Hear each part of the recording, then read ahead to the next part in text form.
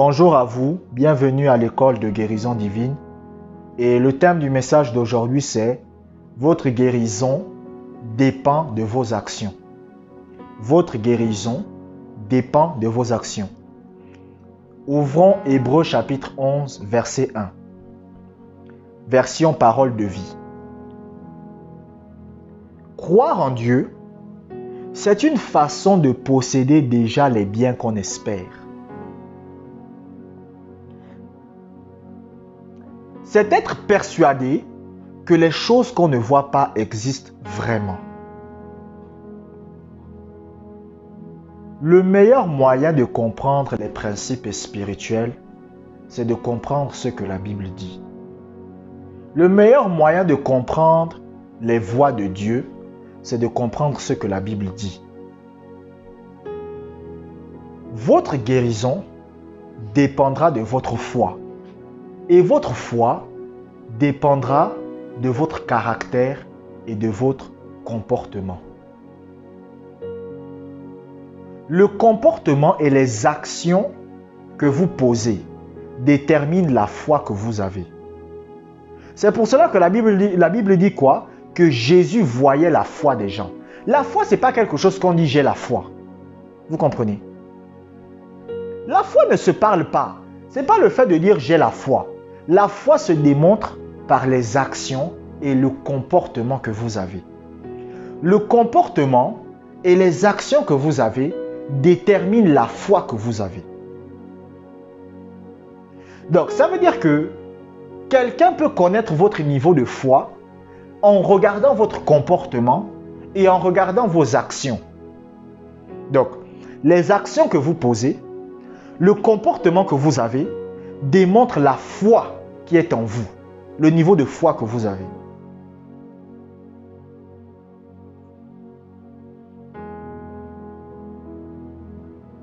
Lorsque vous priez pour quelqu'un qui est gravement malade, vous priez pour lui. On vous dit qu'il est sur le point de mourir. Vous imposez les mains. Et vous partez chez vous. Mais lorsque vous dormez, vous faites une nuit blanche. Lorsque vous dormez, vous vous posez des questions. Pourquoi vous faites une nuit blanche? Si vous savez que Dieu vous a déjà exaucé, pourquoi vous faites une nuit blanche? La foi se démontrera toujours par le comportement que vous avez, les actes que vous posez. Quelqu'un qui croit avoir obtenu sa guérison a un comportement, a une attitude, a des actions qu'il pose. C'est pour cela que lorsque vous lisez le livre de Jacques, Jacques va dire quoi? Dans Jacques chapitre 2, il va dire « Montre-moi ta foi sans les œuvres et je te montrerai la foi par mes œuvres. » Donc ça veut dire quoi? Ça veut dire « Montre-moi la foi en le disant, mais moi je vais te montrer ma foi par mon comportement, par mon attitude, par mes actions. » Donc, moi je ne vais pas te dire que j'ai la foi, mais en observant mes actions, en voyant mon attitude, en voyant mon comportement, tu sauras que j'ai la foi. Parce que la foi dépend du comportement, de l'attitude et des actions que vous faites.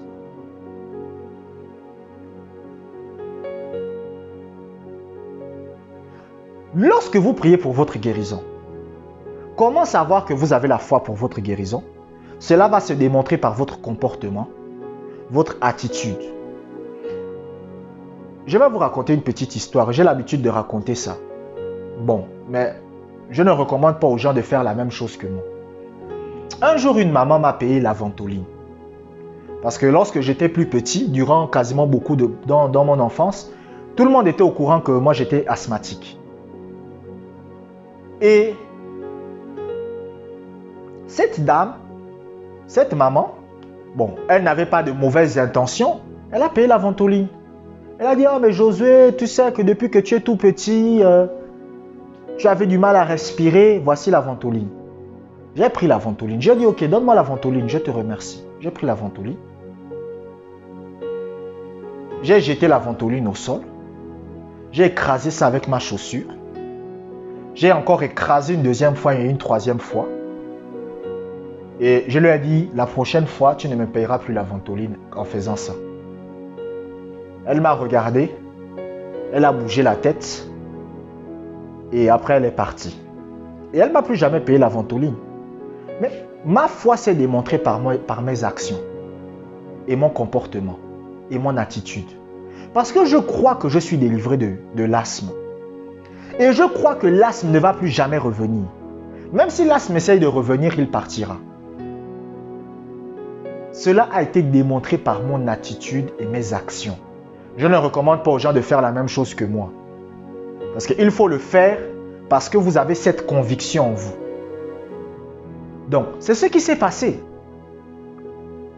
Lorsque vous croyez que vous êtes guéri, il y a une attitude, il y a un comportement que vous allez manifester. Lorsque vous croyez que vous êtes en bonne santé, il y a un comportement, il y a une attitude que vous allez manifester. Franchement, vous savez, il y a par exemple une phrase, ça fait très longtemps que j'ai sorti ça de ma bouche. Je suis malade. Ça fait très longtemps que j'ai dit ça à quelqu'un. Je suis malade. Vous comprenez? Pourquoi? Parce que mon niveau de foi a changé mon vocabulaire. Ce n'est pas que je fais exprès. Je ne me force pas à dire je ne suis pas malade. Non, je ne me force pas. Ça sort de moi naturellement. Vous comprenez? Ça sort de moi naturellement. Un jour, je me rappelle, je devais aller pour passer un examen à l'école, à l'époque. Et le problème c'était quoi? Le problème, c'est que j'avais une forte fièvre. Je suis parti à l'école. Et la fièvre après m'a quitté. Pourquoi? Parce que mon attitude, mon comportement, mes actions démontraient la foi que j'avais. Vous comprenez?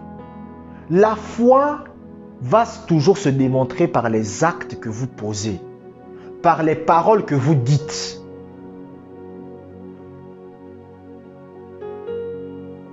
Je vous ai pris par exemple l'exemple du pasteur Andrew Wommack. Lorsque son enfant est mort, qu'est-ce qu'il a fait? Est-ce qu'il s'est jeté au sol? Est-ce qu'il a commencé à pleurer? Non, il a commencé à remercier Dieu. Il a commencé à louer Dieu. Il a commencé à dire à Dieu merci pour la vie de son fils. Pourtant, son enfant était déjà mort. Son enfant était déjà mort. Comment quelqu'un va remercier Dieu pour la vie de son fils alors qu'il est déjà mort? Ça n'a pas de sens. Quelqu'un, on t'appelle, on te dit ton enfant est parti. Mais lui, il remercie Dieu parce que son enfant est encore en vie. Lorsqu'il arrive devant le médecin, le médecin lui dit, votre enfant est mort. Mais il lève les mains au ciel, il loue Dieu. Et son enfant revient à la vie. C'est la foi. Son attitude et son comportement étaient celui de quelqu'un qui a un enfant qui est en vie. Pour lui, c'est comme si son enfant n'était pas mort. Donc imaginez-vous, vous allez voir un papa qui est en train de louer et de remercier Dieu de ce que son enfant est en vie. Mais son enfant est déjà mort. Ça n'a pas de sens. Mais c'est ça qu'on appelle la foi.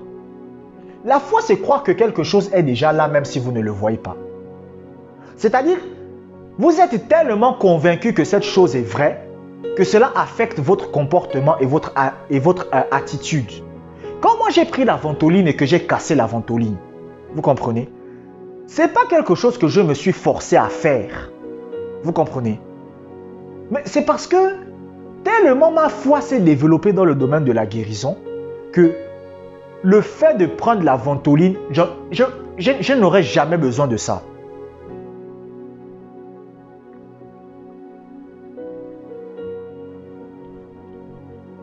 Il y a un homme de Dieu un jour. Il s'appelle Kenneth Copeland. On l'a diagnostiqué un cancer. On lui a dit, vous allez mourir d'ici quelques temps. Qu'est-ce qu'il a fait? Il a pris tous les livres qu'il connaissait sur la guérison. Tous les livres.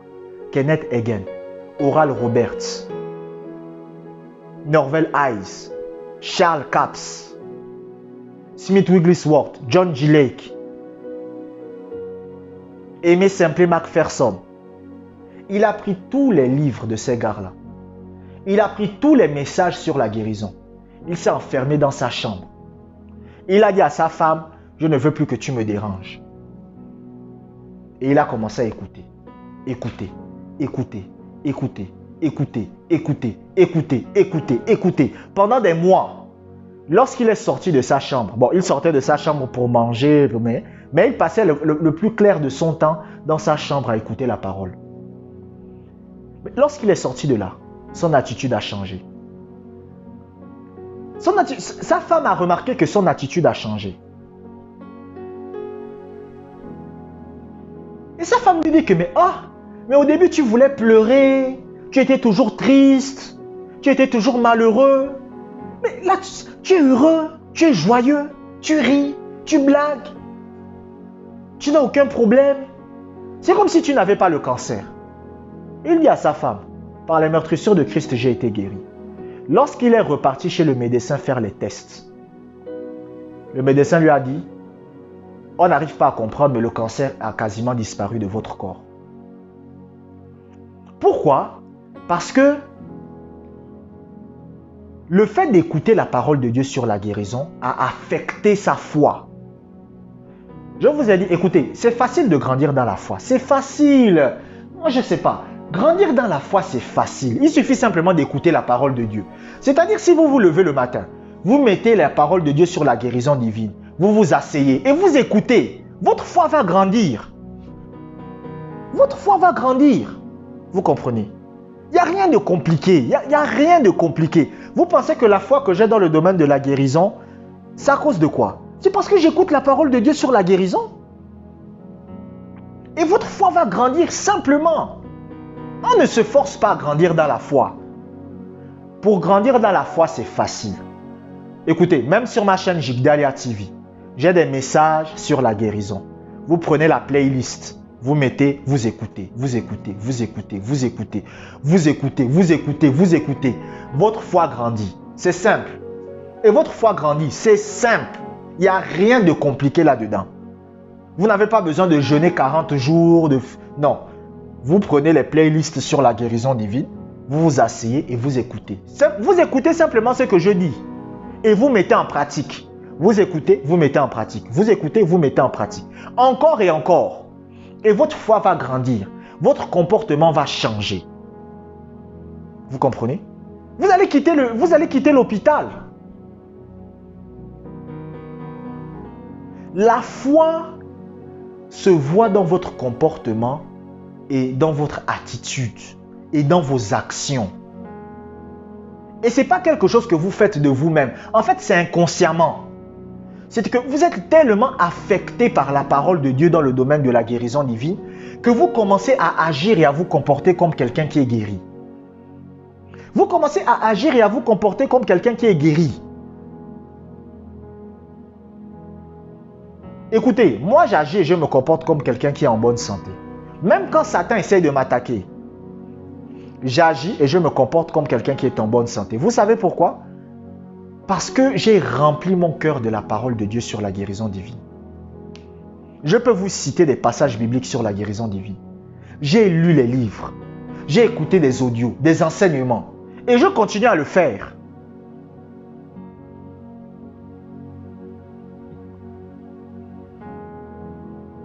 Développez votre foi. Et lorsque vous avez la foi, votre attitude et votre comportement va démontrer la foi que vous avez. Est-ce que vous comprenez? Votre attitude et votre comportement va démontrer la foi que vous avez. Mais comment changer votre attitude et votre comportement? C'est en écoutant la parole de Dieu. C'est en écoutant la parole de Dieu sur la guérison divine. Donc, vous prenez une playlist le matin, vous vous asseyez, vous écoutez simplement. Il n'y a rien de compliqué, hein? C'est facile, n'est-ce pas? Vous vous levez le matin, vous prenez une playlist, ma playlist sur la guérison divine, vous vous asseyez, vous écoutez. Simplement ça. Le soir aussi, pareil. Vous vous asseyez, vous écoutez simplement. et vous mettez en pratique. Donc, vous écoutez, vous mettez en pratique. Vous écoutez, vous mettez en pratique. Vous écoutez, vous mettez en pratique. Vous écoutez, vous mettez en pratique. Votre foi va se développer. Et lorsque votre foi est hyper développée, votre attitude et votre comportement va changer. Vous allez commencer à vous comporter comme quelqu'un qui est guéri et en bonne santé. Je vous remercie d'avoir écouté cet audio jusqu'à la fin. Que la grâce de Dieu soit avec vous.